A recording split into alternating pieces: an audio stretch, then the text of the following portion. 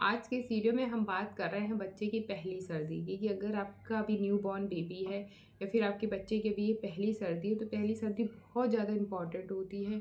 इस सर्दी में बच्चों को बचा के रखना चाहिए क्योंकि अगर ये सर्दी निकल जाती है बच्चे की अच्छे से तो फिर आगे आने वाली जितने भी विंटर्स होते हैं उसमें बच्चे को ज़्यादा प्रॉब्लम नहीं होती। अगर इस पहली सर्दी में बच्चे को बहुत ज़्यादा सर्दी जुकाम हो जाए या निमोनिया हो जाए तो बच्चे की इम्यूनिटी जो है वो बहुत ज़्यादा वीक हो जाती है। तो इसलिए पहली सर्दी हर बच्चे के लिए बहुत ज़्यादा इंपॉर्टेंट होती है।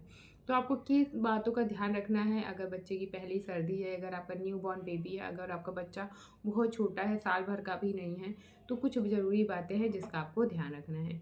वो ज़रूरी टिप्स आज के इस वीडियो में बताने जा रहे हैं। ऐसे और सारे वीडियो के लिए हमारे इस चैनल को ज़रूर सब्सक्राइब कर लीजिएगा और वीडियो अच्छा लगे तो प्लीज़ लाइक भी ज़रूर करिएगा।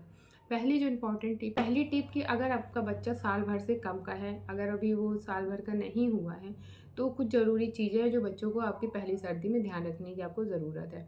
पहला कि आपको बच्चे को प्रॉपर्ली कवर करके रखना है। कई बार माएँ जो है कपड़ों को लेकर के बहुत ज़्यादा कॉन्शियस रहती हैं कि मुझे बहुत सारे कपड़े बच्चे को पहनाने हैं, खूब मोटी सी टोपी लगा दूँ, खूब मोटे-मोटे सॉक्स पहना दूँ, खूब एकदम कवर कर दूँ बॉडी की, ज़रा भी हवा छू नहीं पाए। तो देखिए कपड़े पहनाने का भी कुछ बच्चों को तरीका होता है। बच्चों को कपड़े जो है वो लेयर में पहनाए जाते हैं।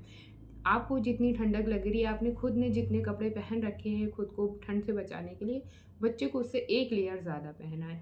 बहुत ज़्यादा कपड़े बच्चों को नहीं पहनाएँ, इससे बच्चे को पसीना आता है, इरिटेशन होती है क्योंकि इतने छोटे बच्चे बोल भी नहीं पाते, बता भी नहीं पाते। तो वो इरिटेट होते हैं, उनको पसीना आता है, वो रोते हैं, चिड़चिड़ाते हैं। कई बार इतनी गर्मी ठंड में भी बच्चे को कपड़ों की गर्मी की वजह से उनके रैशेज़ हो जाते हैं बॉडी पर, रेडनेस हो जाती है। तो जितना आप पहन रहे हैं बस उससे 1 लेयर बच्चे को ज़्यादा पहनाएँ। आप बच्चे को सॉक्स पहना सकते हैं, कैप भी लगा सकते हैं, रात में प्रॉपर कवर करके बच्चे को सुला सकते हैं। हाँ, ध्यान रखें कि आपने 1 लेयर ज़्यादा पहनाई है तो आपको बहुत ज़्यादा बच्चे को मोटा ब्लैंकेट भी नहीं उड़ाना है। इसमें ब्लैंकेट भी इंक्लूड है कि आपने कपड़े तो ठीक-ठाक पहना लिए लेकिन बच्चे को खूब मोटा-सा ब्लैंकेट उड़ा दिया तो भी बच्चे इरिटेट होंगे, प्रॉपर सोएँगे नहीं। तो बच्चे को जितने आपने कपड़े पहनाए हैं उसी हिसाब से ब्लैंकेट उड़ाइए कि वो बहुत ज़्यादा गर्मी महसूस ना करे और अच्छी नींद सोए। दूसरी चीज़ जो आपको विंटर्स में ध्यान रखनी है बच्चे के लिए कि कई बार बच्चों को सर्दी जुकाम हो जाता है तो उनकी नोज़ बंद हो जाती है। तो बहुत छोटे बच्चे होते हैं तो वो हाथ से ऐसे रगड़ते हैं नोज़ को तो वो इंडिकेशन देते हैं कि उनकी नाक बंद है।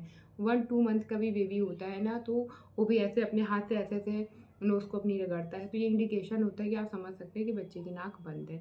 तो ऐसे में आप क्या कर सकते हैं, नेज़ो क्लियर आता है जो कि सलाइन वाटर होता है, उसको आप अपने बच्चे के दोनों नॉस्ट्रिल में 1-1 ड्रॉप डाल सकते हैं। ऐसा आप दिन में 2 या 3 बार करते हैं, इससे बच्चे की नाक नहीं बंद होगी। दूसरा एक और उपाय है, बहुत घरेलू उपाय जो मैं अपने न्यूबॉर्न बेबी के साथ करती हूँ कि थोड़ा-सा झंडू बाम लेकर के मैं उसके यहाँ ऐसे-ऐसे कपड़ों में लगा देती हूँ, यहाँ शोल्डर्स में लगा देती हूँ जो उसने कपड़े पहने, तो भीनी-भीनी सी स्मेल है जो उसकी नाक में जाती रहती है, तो उसकी नाक जो बंद रहती है वो भी ओपन हो जाती है। तो ये तरीका जो है ये मैं कभी रात में भी अप्लाई करती हूँ। जब भी उसकी नाक बंद होती है तो मैं यही करती हूँ कि उसकी थोड़ी-सी झंडू बाम मैं साइड में दूर-दूर लगाती हूँ कि वो अपने हाथ में लगा लगा सके और बहुत नज़दीक ना हो कि उसकी नाक में बहुत ज़्यादा स्मेल जाए। तो थोड़ा दूर और थोड़ा-थोड़ा सा आप लगा सकते हैं। इससे बच्चे की नाक बंद नहीं होती है और बंद होती है तो खुल जाती है। तीसरा जो उपाय आप कर सकते हैं जो कि बहुत घरेलू, बहुत पुराना उपाय है जो कि मैं खुद भी करती हूँ कि आप सरसों का तेल बनाइए, उसमें अजवाइन, लहसुन, मेथी डाल दीजिए। अजवाइन को छील के थोड़ा-सा लहसुन को छील के थोड़ा-सा कूट करके तेल में डालिएगा और इस तेल को बना लीजिएगा जैसे आप ये वीडियो में देख रहे हैं। इस तेल को इसी तरह तैयार करके स्टोर कर लीजिए। पूरी ठंडी जब भी बच्चे की मालिश करें, इस तेल को गरम करके तब बच्चे की मालिश करें।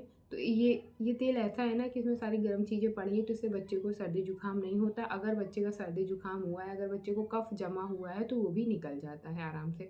मैं अपने बेबी की मालिश के लिए मैंने यही ऑयल बना के रखा हुआ है, इसी ऑयल से मैं अपने बच्चे की मसाज करती हूँ। हाँ, लेकिन एक दिन मसाज करके देख लीजिए, अगर आपके बच्चे को सरसों का तेल सूट करता है तभी आप कंटिन्यू करें, अदरवाइज़ आप मत करें। आप पैच टेस्ट करके देख सकते हैं कि आप बच्चे के पैरों में एक दिन मालिश करके देख लीजिए, 2 दिन करके देख लीजिए। अगर बच्चे के पैरों में कोई रैशेज़ नहीं होते हैं, दाने नहीं होते हैं तो आप फुल बॉडी में लगाइए, अदरवाइज़ आप जो ऑयल यूज़ करते हैं पहले मालिश के लिए वही करिए।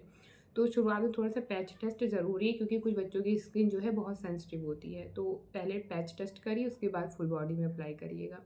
पर ये तेल बहुत जादुई होता है, बच्चे की सर्दी जुकाम पूरी विंटर जो है बच्चे सर्दी जुकाम से बचे रहते हैं। नेक्स्ट टिप जो आपको बच्चों को फॉलो करनी है कि शाम के समय, रात के समय बच्चों को लेकर के बाहर मत जाइए ठंडियों में। आपको अगर शॉपिंग पे जा रहे हैं, अगर आप कहीं भी जा रहे हैं तो दिन के समय ज़्यादा जाइए। शाम के समय बच्चे को बाहर कोशिश करिए कि ठंड के टाइम ना लेके जाए। अगर बहुत ज़रूरी है लेके जा भी रहे तो बच्चे को फुल्ली कवर करके लेके जाइए, ताकि उसे बाहर की हवा बिल्कुल भी ना लगे। नेक्स्ट टिप जो फॉलो करनी है कि बच्चे को रोज़ ठंडियों में भी आपको धूप दिखानी है। सुबह की धूप आपको ज़रूर 10 से 11 बजे तक की जो धूप होती है, क्योंकि बहुत जल्दी धूप भी नहीं आती ठंडियों में, तो 11 बजे तक जो भी धूप आती है, कम से कम आपको 15 से 20 मिनट तक, आपको अगर हल्की धूप है तो 15 से 20 मिनट तक रखें बच्चे को, या फिर आप 10 मिनट तक बच्चे को धूप ज़रूर दिखाएं। बहुत इंपॉर्टेंट है छोटे बच्चों के लिए धूप में रहना। तो अगर इससे आप धूप भी दिखाते हैं तो बच्चे को जल्दी सर्दी जुकाम नहीं होता है। अगर होता भी है तो गर्माहट की वजह से वो कफ जो है अगर जमा भी होता है तो ढीला हो जाता है और सही हो जाता है जुकाम। तो बच्चों को सर्दी जुकाम नहीं होगा अगर आप डेली बच्चों को धूप में रखेंगे तो। नेक्स्ट टिप जो फॉलो करनी है कि जब भी बच्चे की मालिश करें, आपका रूम जो है बहुत ज़्यादा ठंडा नहीं होना चाहिए। अगर आपका रूम बहुत ज़्यादा ठंडा है तो वहाँ पे हीटर लगा के मालिश करें, या फिर अगर बच्चे रूम टेम्परेचर नॉर्मल है तो दरवाजे खिड़की वगैरह बंद करके तब बच्चे की मालिश करें। और अगर आप पहले 2 दिन में 2 बार करते थे लेकिन ठंड ज़्यादा है तो एक ही बार मालिश करें। और बच्चे को अगर आप मालिश कर रहे हैं तो उसको बहुत देर तक एक्सपोज ना रखें। 5 मिनट में ही उसकी मालिश ख़त्म करके फटाफट उसको कपड़े पहना दें। या फिर तरीका ये है कि बच्चे के कपड़े जो हैं वो आप थोड़े थोड़े एक साथ बच्चे के कपड़े मत उतारें मालिश के लिए। पहले आप उसके पैरों में मालिश कर दें, फिर कपड़े पहना के आप उसके बाकी की बॉडी में मालिश करें।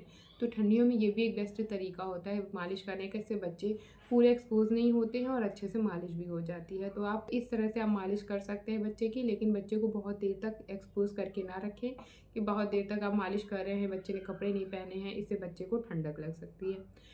नेक्स्ट टिप जो बच्चे को बात को लेकर के बहुत ज़्यादा मदर कॉन्शियस होती है कि बच्चे को ठंडक में नहलाएं या नहीं नहलाएं। अगर आप बच्चे को जन्म के बाद से ही प्रॉपर नहलाते चले आ रहे हैं तो ये आपका रूटीन है, आपका बच्चा इसके लिए हैबिचुअल हो चुका है, उसकी बॉडी हैबिचुअल हो चुकी है, तो आप बच्चे को नहला सकते हैं। इसमें कोई टेंशन की बात नहीं। अगर धूप हो रही है तो आप बच्चे को धूप में नहलाएं, अच्छी बात है। या फिर बहुत अगर आप बच्चे को बाथरूम में नहला रहे हैं तो फटाफट, अगर ठंडा का मौसम ज़्यादा है तो फटाफट उसको नहला दीजिए, बहुत उसमें भी टाइम मत लगाइए। या फिर सेकेंड तरीका ये है कि आप बच्चे को स्पंज बाथ दीजिए, आप बच्चे को प्रॉपर पोंछ दीजिए मालिश के बाद उसकी बॉडी को। अगर आप नहीं नहलाना चाह रहे हैं, ठंडक ज़्यादा है, तो बच्चे को बॉडी को अच्छे से पोंछ दीजिए, उसको स्पंज बाथ दीजिए, उसको नहलाइए मत। तो ये कुछ ऐसे खास टिप है जिसको फॉलो करके आप बच्चे को अपने ठंडक से बचा सकते हैं। पहली ठंडक बहुत ज़रूरी होती है। अगर इसमें बच्चे को आप बचाते हैं, बच्चे को ठंडक नहीं लगती है तो उसकी इम्यूनिटी जो है वो स्ट्रांग होती है और आगे की आने वाली कई ठंडक जो है वो बच्चे को ज़्यादा परेशान नहीं कर पाती हैं। होप सो की जानकारी अच्छी लगेगी, वीडियो अच्छा लगेगा। ये वीडियो मैंने अपने अनुभव पे शेयर किया है, क्योंकि मैं अपने जो न्यूबॉर्न बेबी के लिए करती हूँ, अभी मेरा बेटा है 2 मंथ का है, तो मैं अपने न्यूबॉर्न बेबी के लिए जो जो टिप्स ठंडक में फॉलो करती हूँ वो सारी टिप्स मैंने आपके साथ शेयर की। होप सो जानकारी आपको अच्छी लगी होगी। चलिए मिलेंगे नए खास वीडियो में नई जानकारी के साथ, तब तक के लिए नमस्कार।